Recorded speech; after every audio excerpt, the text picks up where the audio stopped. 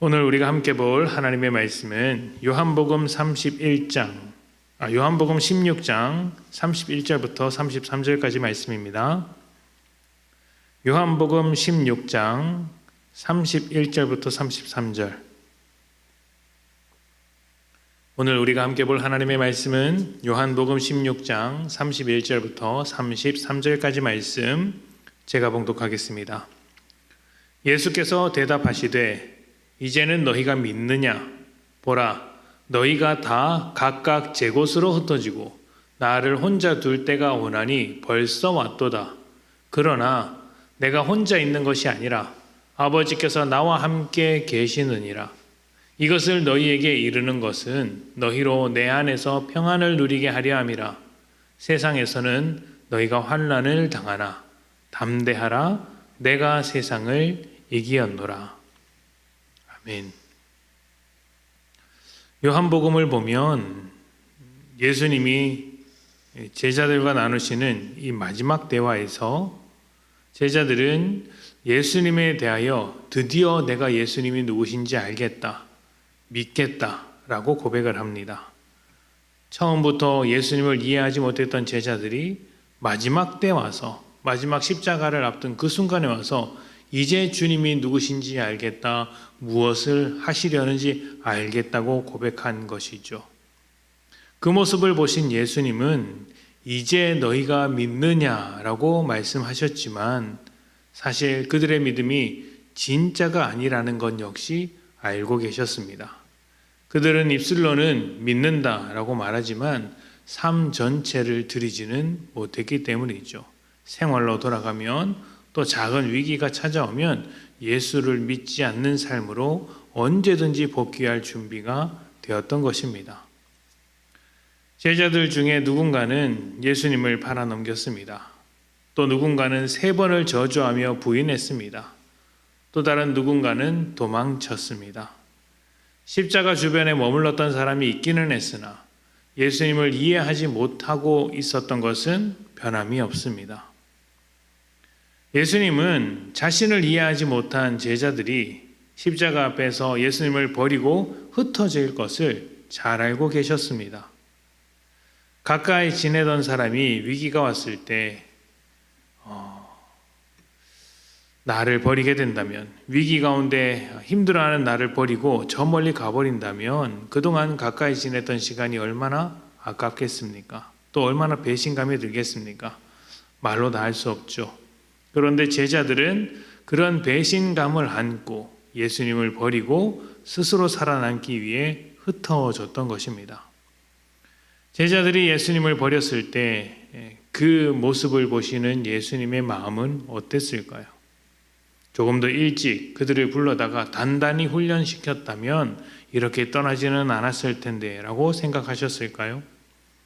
감히 상상할 수는 없지만 확실한 것은 예수님께서 제자들이 겪을 일들, 제자들이 겪을 그 환난을 먼저 생각하셨다는 것입니다.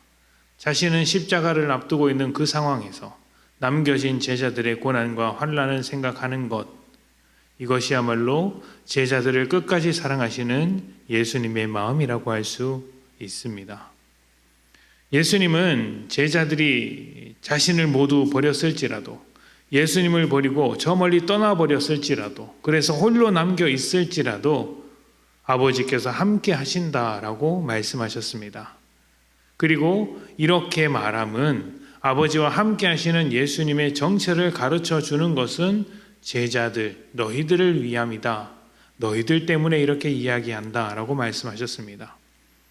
훗날 예수님께서 부활 승천하시고 제자들이 세상에 홀로 남았을 때 때로는 그 세상으로부터 버림받는 삶을 살아갈지라도 하나님께서 예수와 함께 하셨던 것처럼 제자들 역시 그 힘든 상황 가운데서 예수님을 바라보게 되고 예수 안에서 평안을 누릴 것이다. 이것을 너희에게 가르쳐준다 하셨던 것이죠. 우리의 평안은 세상으로부터 찾지 않습니다. 상황이 만드는 평안도 아닙니다. 세상이 만드는 평안은 언제나 불안합니다. 사람들이 꿈꾸는 것처럼 하루하루 걱정 없이 그렇게 편안하게 살다가 어느 날 갑자기 집안에 문제가 생기면, 누군가가 아프면 그동안 누려왔던 세상의 평안은 산산이 깨지게 되는 것이죠. 세상이 만들어내는 이 평안은 상황에 따라서도 달라지고 사람에 따라서도 달라집니다. 그래서 언제나 불안할 수밖에 없는 것이죠. 평안과 불안이 어울릴 수 있는 단어가 아닙니다. 불안하지 않아야 평안한 것이고 평안하지 않을 때 불안한데, 세상은 그 평안을 불안과 똑같이 말하게 된다는 것입니다. 왜냐하면 그 평안이 사람에 따라, 상황에 따라 달라지기 때문에 내가 누리는 이 평안이 언제 달라질까 불안할 수밖에 없는 것이죠. 그러나 믿는 자의 평안은 단순히 마음이 편해지는 것을 말하는 것이 아닙니다.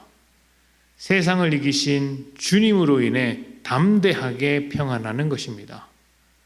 영화를 볼 때 결말을 아는 사람은 절대 긴장하지 않습니다.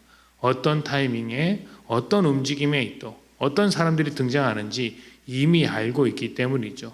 그리고 주인공이 위기에 닥쳐도 그렇게까지 긴장하지 않습니다. 왜냐하면 결말을 알기 때문입니다. 우리의 삶도 마찬가지입니다. 이미 승리했다는 것을 알기 때문에, 우리는 이미 그것을 알고 있기 때문에 담대한 마음을 가지고 세상에게 흔들리지 않으며 주님 안에서 평안을 누릴 수 있는 것이죠. 제자는 세상에서 환난을 당하게 됩니다. 그 환난을 보면 도저히 평안을 이룰 수 없는 것처럼 보입니다. 그런데 우리의 중심에 예수님이 계시고 또 우리가 예수님의 품 안에서 살아갈 수 있다면 세상에서 일어나는 그 어떤 일도 우리를 흔들 수 없습니다. 이미 승리하신 주님 안에 있기 때문에 우리는 환난을 피하는 사람이 아니라 환난 속에도 흔들리지 않는 사람이 되는 것이죠. 우리가 살아가는 그 모든 순간에는 환난이 있습니다. 그리고 그 환난은 피할 수 없습니다. 피하지 못하는 환난 속에서 어떻게 해야 할지 모른다면 예수님을 바라보십시오. 예수님께서는 하나님의 뜻을 쫓아 십자가에 달리실 때 세상 모든 사람들이 버렸던 경험을 가지고 계십니다. 십자가 위에서 예수님이 계실 때 그 예수님을 좋아했던 사람은 단 한 명도 없었던 것이죠. 하지만 하나님께서 예수님과 함께 하셨습니다. 우리도 세상 속에서 환난을 당할 수 있지만 주님 안에서 살아갈 수 있다면 주님께서 우리를 단단히 붙잡아 흔들리지 않도록 하실 것입니다. 환난 속에도 세상을 이기는 담대함을 주는 것이죠. 세상은 우리를 흔들 수는 있습니다. 그러나 무너뜨릴 수는 없습니다.